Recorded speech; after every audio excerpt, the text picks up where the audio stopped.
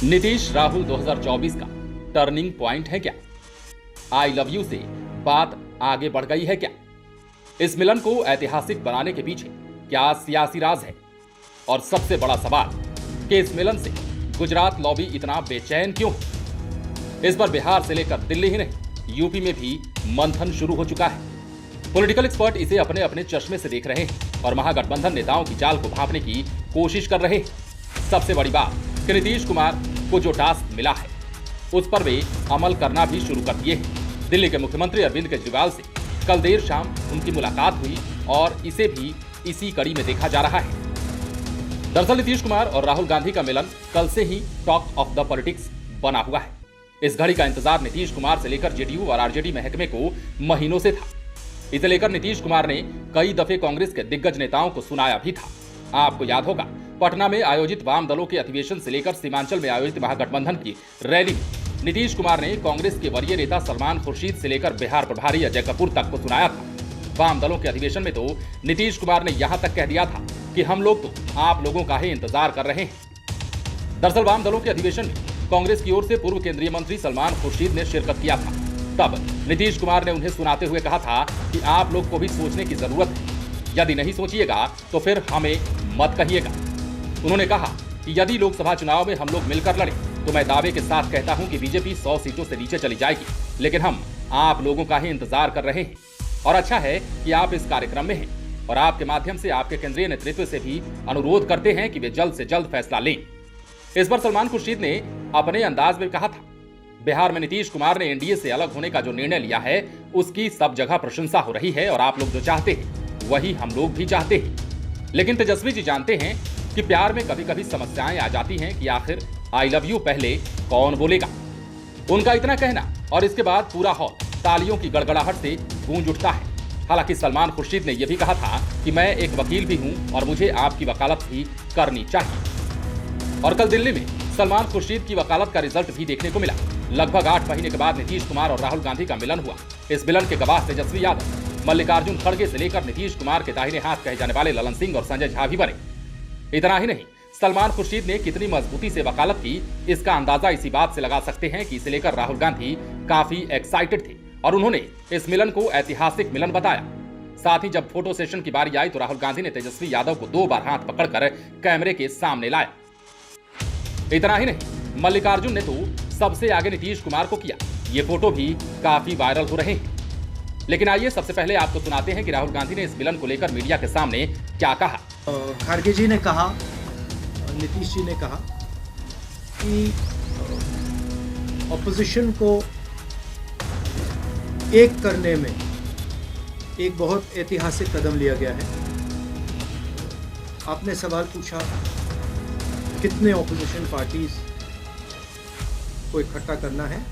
देखिए, ये एक प्रोसेस है और ऑपोजिशन का जो देश के लिए विजन है उसको हम डेवलप करेंगे और जितनी भी पार्टियां हमारे साथ चलेंगी उनको हम सबको एक साथ लेकर जो देश में आइडियोलॉजिकल लड़ाई चल रही है, विचारधारा की लड़ाई चल रही है, उसको लड़ेंगे। जो इंस्टीट्यूशंस पर आक्रमण हो रहा है, जो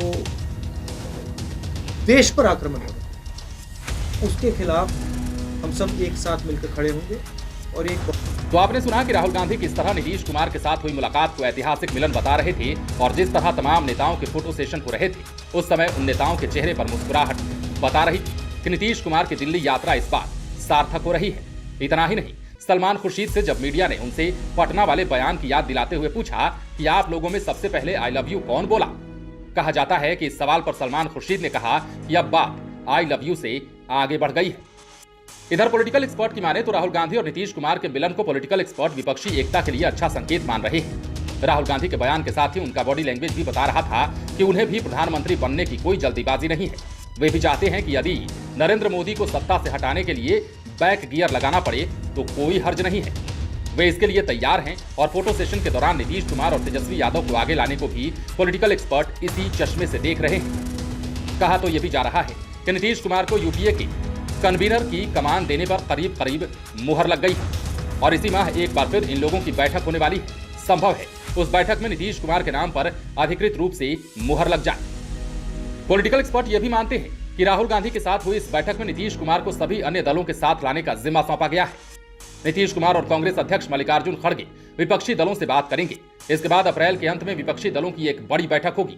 वहीं इस बैठक के बाद नीतीश कुमार ने भी कहा कि यहां अंतिम रूप से बातचीत हो गई और इसी के आधार पर आगे अधिक से अधिक दलों को साथ लाना है। खास बात ये कि इसके बाद नीतीश कुमार टास्क पर अमल करना भी शुरू कर दिए। कल शाम में ही उन्होंने अरविंद केजरीवाल से मुलाकात की और इस मुलाकात में भी तेजस्वी यादव साथ थे। बाद में नीतीश कुमार के साथ ही अरविंद केजरीवाल ने संयुक्त रूप से मीडिया को संबोधित किया। केजरीवाल ने भी साफ कहा कि वे नीतीश कुमार के साथ खड़े हैं और आगे भी रहेंगे। दो टूक कह दिया कि इस वक्त देश बहुत मुश्किल दौर से गुजर रहा है। आजादी के बाद की सबसे भ्रष्ट सरकार आज देश के अंदर है, इसलिए यह बहुत जरूरी है कि सभी विपक्षी पार्टी एक साथ आकर केंद्र के अंदर सरकार बदले और ऐसी सरकार आनी चाहिए जो देश को विकास की गति दे। आपको सबसे पहले नीतीश कुमार का वो बयान भी सुनाते हैं कि वो क्या बोल रहे हैं। इसके बाद आप अरविंद केजरीवाल को भी सुनिएगा कि वो क्या कुछ कह रहे थे। अधिक से अधिक विपक्षी पार्टियों को एकजुट करेंगे। अब आज देख लीजिए, बाकी सब पर कोई कमेंट नहीं करना है। एक लाइन में बता दिया कि हम लोग अब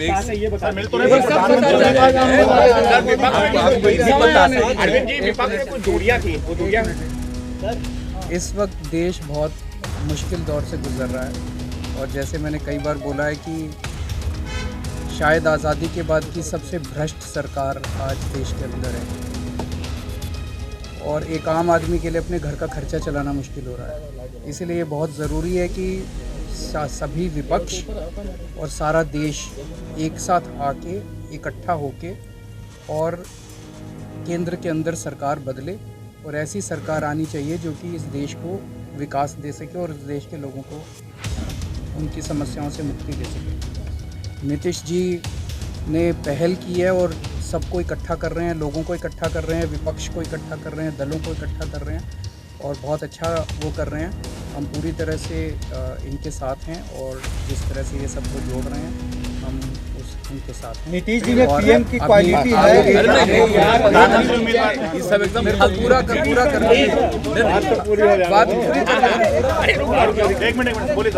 अभी आप लोगों के मन में ढेर सारे प्रश्न होंगे। उन प्रश्नों के जवाब एक शाम की मुलाकात में नहीं दिए जा सकते। जैसे जैसे हम लोग रास्ते में चलेंगे वैसे वैसे आपके प्रश्नों के जवाब भी देंगे।